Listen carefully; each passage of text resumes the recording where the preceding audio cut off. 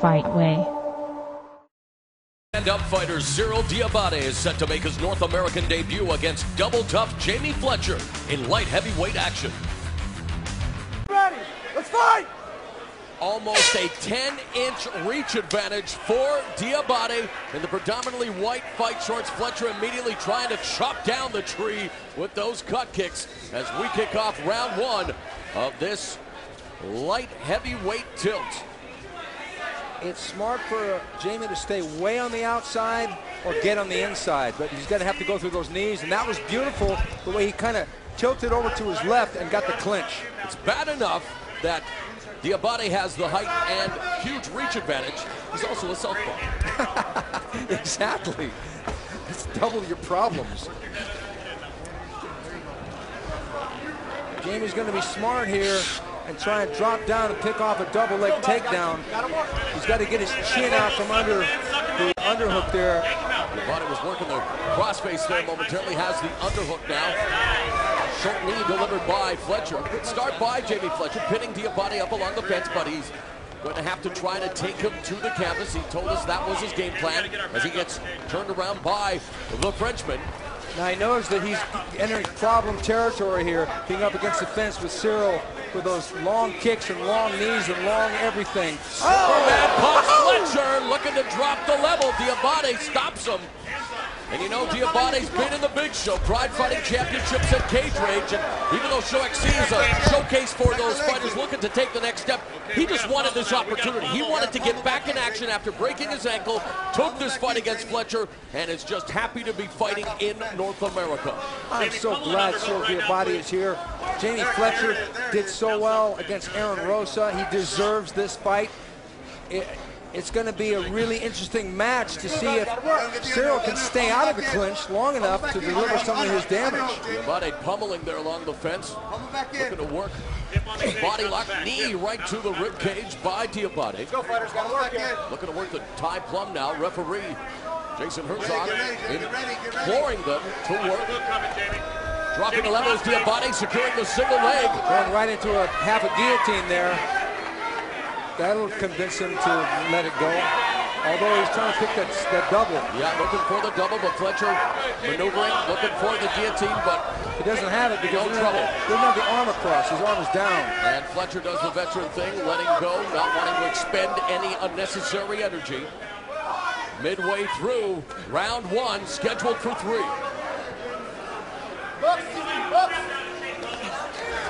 Nice elbow on the inside. Didn't have a lot on. There's that flying knee by Diabaté. Connects and hits Fletcher on the jaw with another knee. Fletcher definitely now as Diabaté in his sights as Diabaté garners Fletcher's complete attention. Fletcher misses with a wild right hand. Fletcher's fighting style may look unorthodox, but it's the best style to fight a guy like this that's a lot taller than you are. It's very chancy, though, to dip to the side like that. Body kick by Diabaté. Because if Fletcher dips at the wrong moment, he could eat a kick or a knee to the head. Good counter left by Diabaté. 90 seconds remaining in the first round. Diabaté stalking Fletcher, hits him with the left, lands a knees, hurt Fletcher. Diabaté switched his stance and landed a beautiful left hand. Front kick by Diabaté. He's a kicking machine. So many amazing kickboxers from France, like Danny Bill, who switch their stances, and you don't know if they're southpaw, northpaw, what's the hell. I mean, and then they'll land a good shot on you right when they're switching, while they're switching. Final minute. Diabaté continues to stalk Fletcher. Off the jab, Jamie, off the jab. Body kick. Fletcher's corner asking him to work off the jab. Jamie is waiting right now. It's not a good move. And beginning to pick him apart is Cyrille Diabaté. Fletcher now wildly comes in, looking for the double leg, pinning Diabaté against the fence. Diabaté landing some elbows to the side of Fletcher's head, has to be careful. No downward elbow strikes. Fletcher secures a takedown in the final few moments of round one. Good move for Fletcher. He finally gets the takedown. He can regroup. Too little, too late though for this round. Yeah. because Diabaté piled up too many points from the outside. Final 10 seconds. Fletcher working from Diabaté's half butterfly guard. Gets on his feet, looking for the ankle lock now. And the horn goes. Oh, good round of action. Diabaté. We knew that Cyrille Diabaté was going to bring some weapons like this. A flying knee actually was a little bit short and ended up being a kick, but then he caught him with that knee. And here we go, jumping through the air when a big guy like this comes at you. He did that against Shogun and Pride too, Morrill. Yes, he did. And he plums him up and nails him. With a knee kick. Right. Fletcher gets cracked there with a left hand. Diabaté gets plumbed, but then goes back to punching. Diabaté is so good at You ready? Is pretty good too. You ready? Let's fight! Round 2 underway.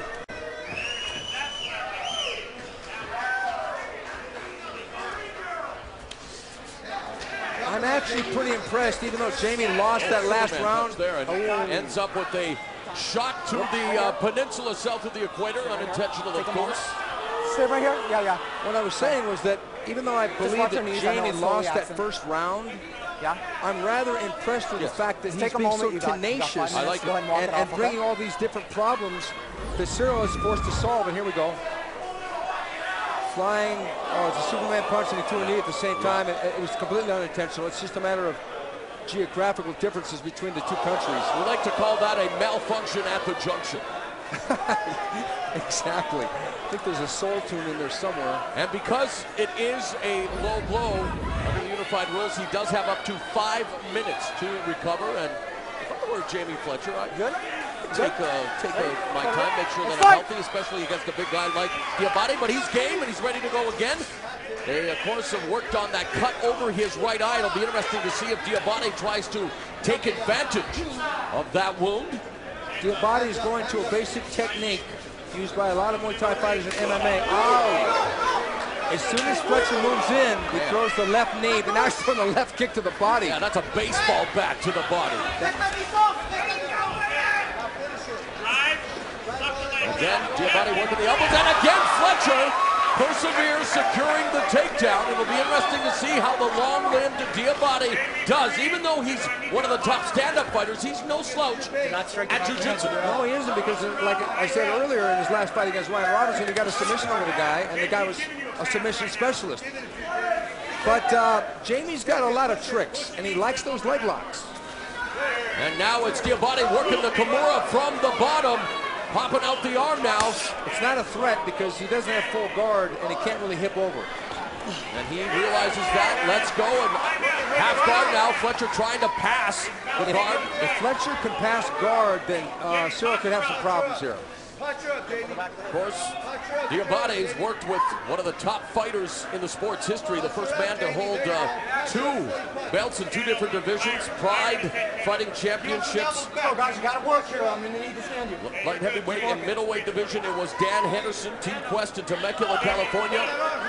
Of course, Dan Henderson now with the UFC, but anytime you get to work with the likes of Dan Henderson, and let's face it, Fletcher gets to train with the likes of Eric Paulson and Josh Barnett, so 2 strong camps represented here. Huge camps.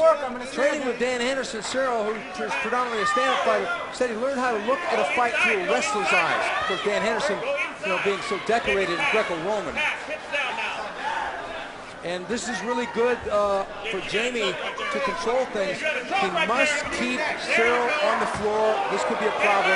Cyrille's got to be careful that Jamie doesn't get his guard around him. Fletcher working the guillotine now from the bottom. The arm is trapped, not really securing it tightly. And now Diabaté looks to pass guard, does so, and he could work the knees from here, maybe looking for the modified scarf hold. He could even secure a crucifix from this position, just busy grinding away with those elbows. So trouble here for Jamie Fletcher. Side mount is a problem for Jamie Fletcher right now, and Jamie's not trying to get guard again. Although he tried to roll over there. Yes, active. And that was good. Now let's see what he can do with it. He's turtled up now, but he's still in a position where he can be punched. And Cyrille, I don't know if he could get the leg hooks in. He's so much longer. Exactly. I thought he was going to jump on his back and try to flatten him out, but Diabaté working from the side has Fletcher, and like the fight professor put at the turtle position.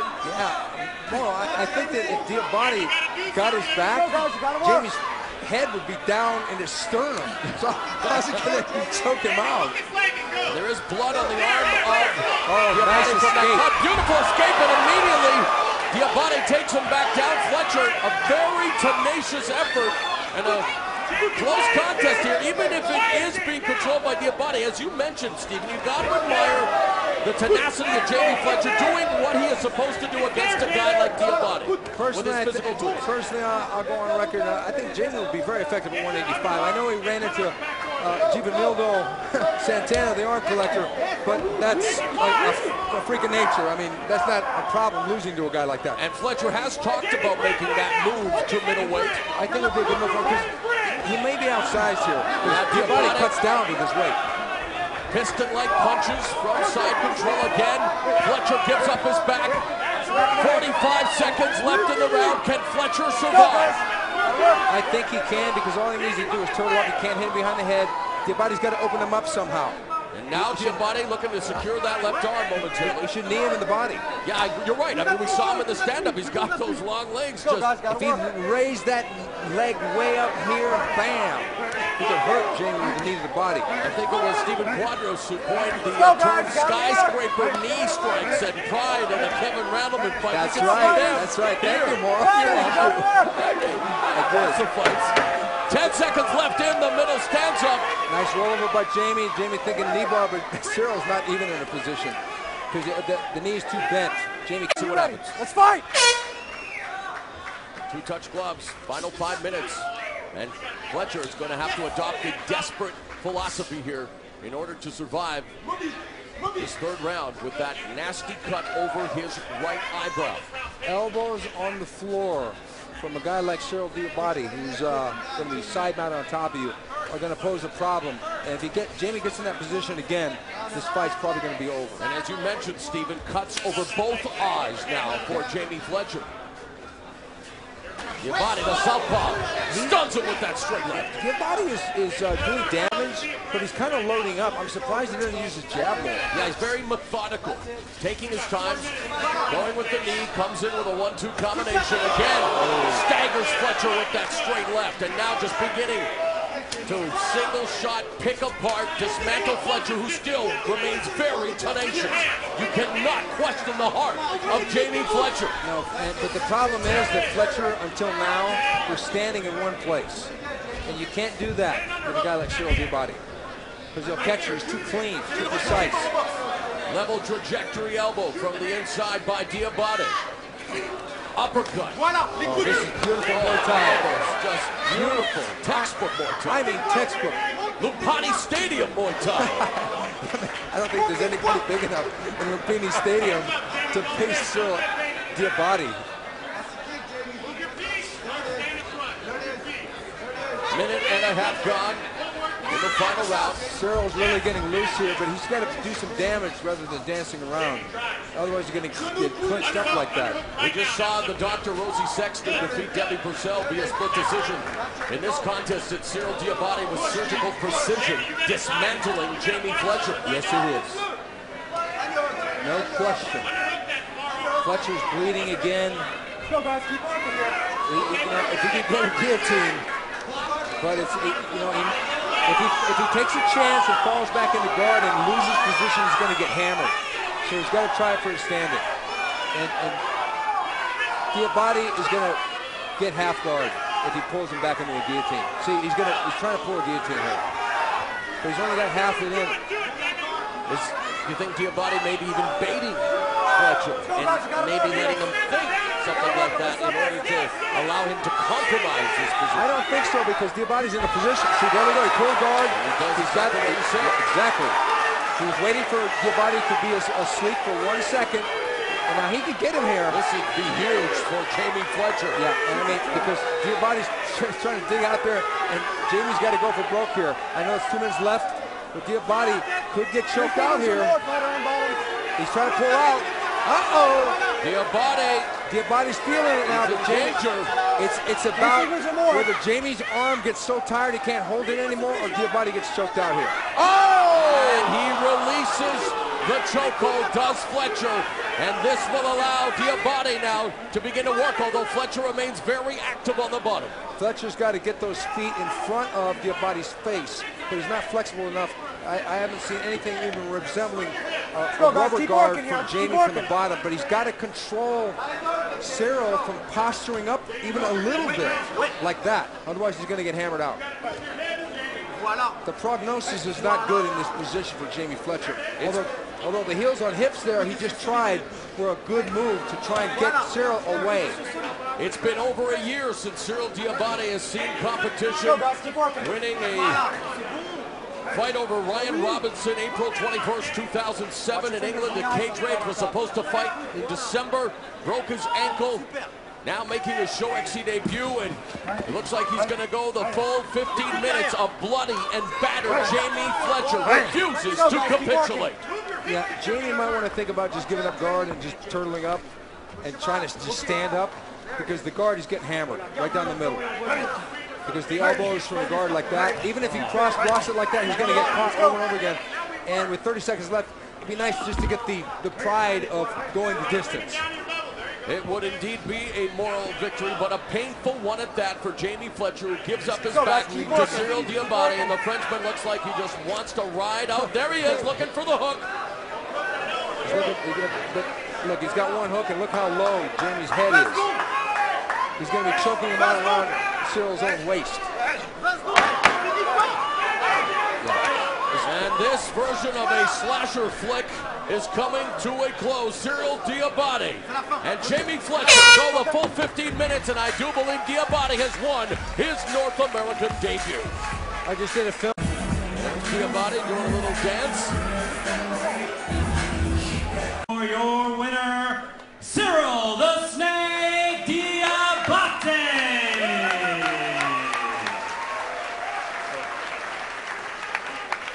Cyrille Diabaté victorious in his North American debut, recording the unanimous decision win over a very game Jamie Fletcher.